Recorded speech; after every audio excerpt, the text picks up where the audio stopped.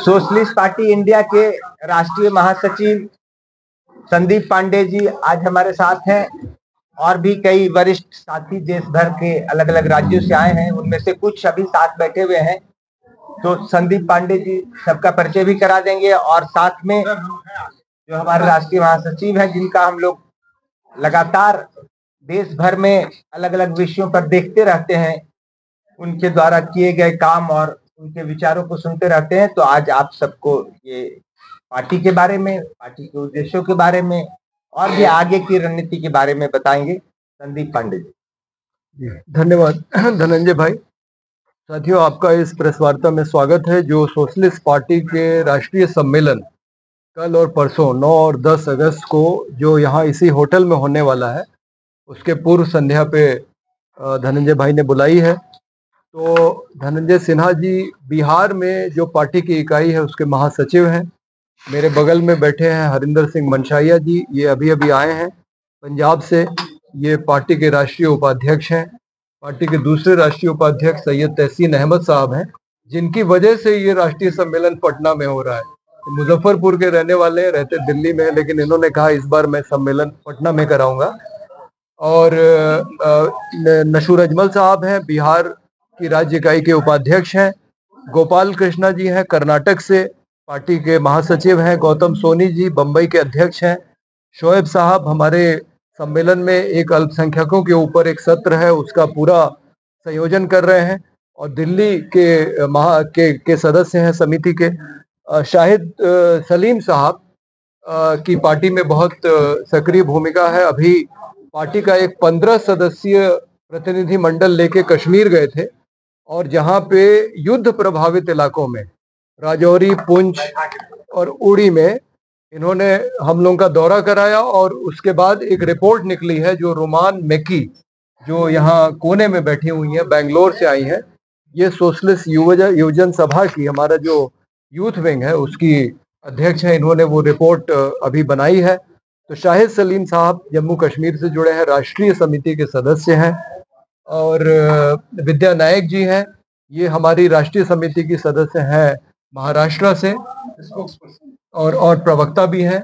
और मीनाक्षी मार्टिन सिंह जो है उत्तर प्रदेश की महासचिव हैं। और नंगल साहब जो हैं हमारे, ये पंजाब के महासचिव हैं, पंजाब की राज्य समिति की। नीलांशु रंजन जी उधर बैठे हुए हैं, थोड़ा आप भी आइए भाई आगे, आपकी एक भूमिका है। नीलांशु रंजन जी आप ही की बिरादरी के हैं और इन्होंने बहुत महत्वपूर्ण काम किया है। हमारा घोषणा पत्र तैयार किया है, अभी ड्राफ्ट स्टेज में है। उम्मीद है कि परसों जो प्रेस वार्ता होगी उसमें हम उसको जारी कर देंगे। सोशलिस्ट पार्टी साथियों बहुत पुरानी पार्टी है। 1934 में पटना में अंजुमने इस्लामिया हॉल में सम्मेलन हुआ था, वहां इसका जन्म हुआ। इसके पहले अध्यक्ष आचार्य नरेंद्र देव थे और इसके महासचिव थे जयप्रकाश नारायण, जिनका नाम बिहार में किसी को बताने की जरूरत नहीं है। तो ये जेपी आचार्य नरेंद्र देव, लोहिया, मीनू मसानी, अच्युत पटवर्धन, कमला देवी चट्टोपाध्याय की वो पार्टी है जिसने 1942 में भारत छोड़ो आंदोलन में, जब कांग्रेस के सारे बड़े नेता गांधी, नेहरू, पटेल, मौलाना आजाद गिरफ्तार हो गए थे, तो जो भारत छोड़ो आंदोलन था, करो और मरो, उसकी कमान संभाली थी जेपी और लोहिया ने। जेपी को हजारीबाग देखिए, मेरा घोषणा पत्र पूरा तैयार है, इसका ड्राफ्ट है। रोजगार वाला बिंदु मैं पढ़ देता हूँ, आपके पास समय होगा तो पूरा पढ़ दिया जाएगा, लेकिन मैं रोजगार वाला बता देता हूँ।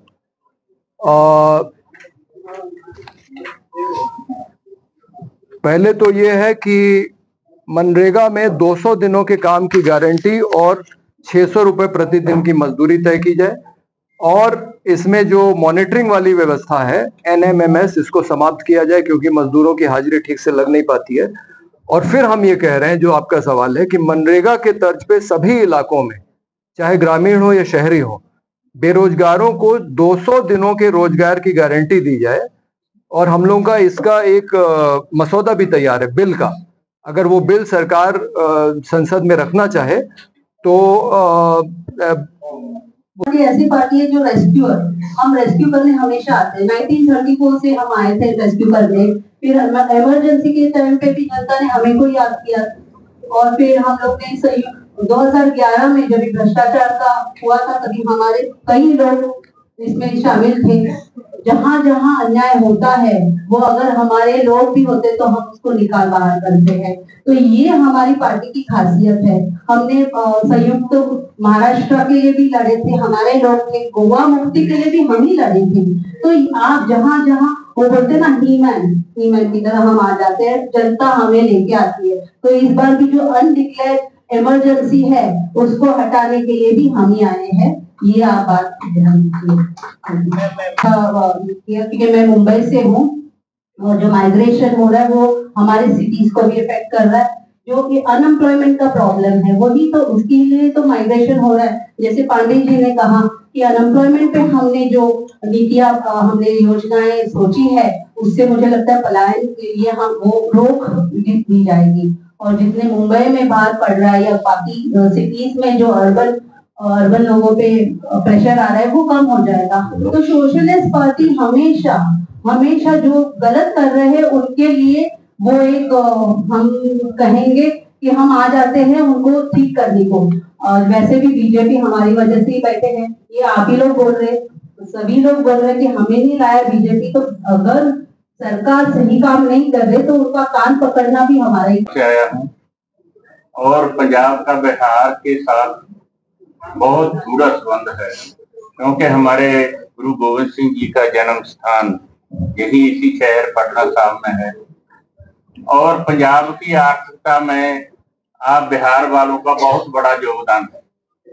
हम किसान लोग तो बिहारियों को उड़ीसते रहते हैं कि हमारे आए तो हमारा जोना और फसल वगैरह चलेगी तो बिहार के साथ चलेगी। तो खुशी है कि आपके साथ आज हम मिलने आए हैं। हमारी पार्टी कार्यकर्ताओं की पार्टी है। मैं कोई लीडर बड़ा नहीं छोटा नहीं, ग्राम प्रधान भी उतना है और राष्ट्रीय प्रधान भी उतना है। तो हम 2 दिना का सम्मेलन इस होटल में 9 और 10 तारीख को हो रहा है, जिसमें हमारी राष्ट्रीय समिति की चुन होगी, राष्ट्रीय समिति चुनी जाएगी। और इस आइडियोलॉजी को जिस तरह से सोशलिस्ट पार्टी के इनिशिएटिव पे जनता दल बनी, लीड किया सोशलिस्ट पार्टी ने और उसी को खत्म कर दिया इन लोगों ने। और सब जो है कोई जनता दल बन गई, कोई समाजवादी पार्टी बन गई, कोई कुछ बन गई। और इसमें सेकुलर पार्टियों में भी इतना बिखराव हो गया। और आप दूसरी तरफ देखिए जो सांप्रदायिकता की पार्टी थी उसमें कोई बिखराव नहीं हुआ, वो 3 सीट से लेकर के आज हुकूमत में चल गया है। तो इसकी वजह यह है कि सोशलिस्ट पार्टी को नजरअंदाजी नहीं किया गया बल्कि कुचलने की कोशिश की गई।